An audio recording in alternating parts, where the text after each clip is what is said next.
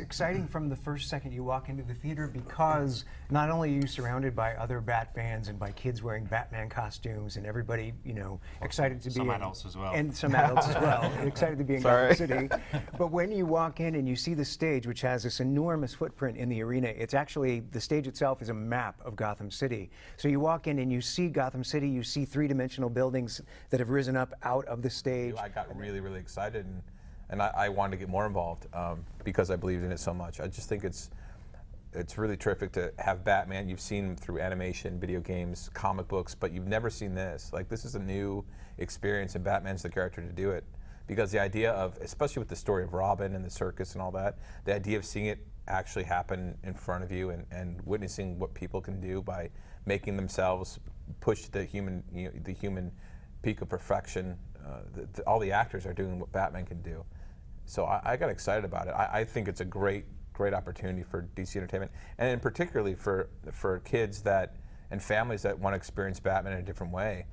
Also, Robin really hasn't been introduced in a big way in media for several years. So this is the fact that the story that Ellen wrote is all about the emotional relationship and the origin of the Batman and Robin team is a massive win for DC Entertainment.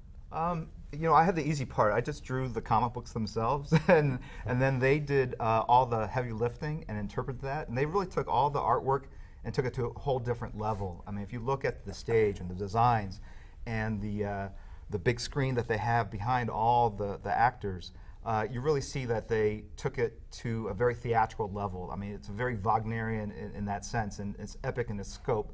And it's very immersive, and there's things going on, you know, all over the place. And I think that's something that is very hard to capture on paper. And then, of course, they've got a great score and music and all that stuff, and pyrotechnics. This is all the stuff you can't draw. So in that sense, I was very jealous of what they were able to do. And then at the back, as Jim has said, we have a 105-foot video screen, LED video screen, in the shape of a bat that shows you the entire cityscape of Gotham City. You've got helicopters flying overhead, you've got blimps flying overhead, and you hear the city. You hear, you know, as the sun goes down and the lights go on in Gotham City, it is, as Jim said, very immersive. You start to see the people of Gotham City come out on stage, you start to hear the sounds and the sirens, and then suddenly the story sort of comes to life. Like, you're there, you're in the middle of it. Yeah, it's amazing. That first moment flying in as Batman, it's quite iconic. I don't want to give it away, you have to come see the show. But there's a bat signal, and Batman does come in, and you know, everyone goes crazy, whether they're kids or comic book fans or,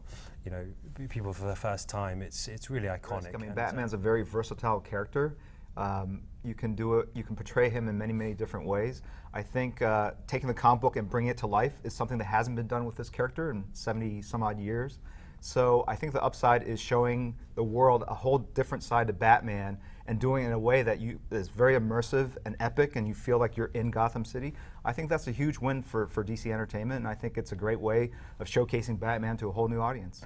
This is really for everybody. This is for anyone who likes Batman, from families, hardcore fans. It really is a story that Alan's crafted that is accessible for everybody. Well, he's an amazingly versatile character. I mean, he definitely has darkness around him, but he's also the ultimate idealist in that he thinks that as an ordinary man, he can make a difference in this city. So we sort of borrowed the tone of Batman the Animated Series, which was a very sophisticated animated take on Batman and his mythology that was aimed at kids and at fanboys and at the entire family. And they did a really successful job at balancing everything that Batman is without excluding anybody. Like I said, I mean, Batman, because he's a superhero with no powers, and you know, in that sense, he's the ultimate aspirational character. And I think when you talk about doing a stage show that showcases what superheroes would look like in real life, I've seen plenty of them at conventions, but I've never seen them dropping from the ceilings down at you.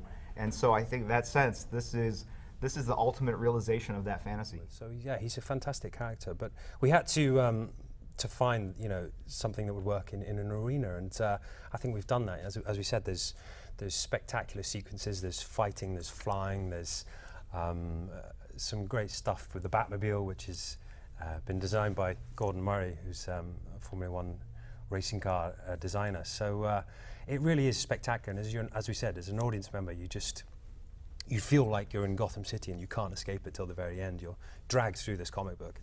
It's unlike any Batmobile you've ever seen. It's still the Batmobile, but the fact that they made it work on stage, and Alan, I think you talked about the realistic. The specifics of it, the specifications of it are all reality based. He can tell you how every part on that car works and what it's based on and the technology that drives it. It's fantastic. It's got some really cool gadgets as well. It really Yeah. does. I think it's the first Batmobile without wheels too, right? Some Yeah, sort it's of virtual. anti-grav it's thing. crazy. And You're there's- giving it away. Yeah, don't give it away. All Don't right, give it anyway, away. so Hush, it's, hush. it's amazing. I think if you go to BatmanLive.com, you might see some pictures there, but I don't want to give it away.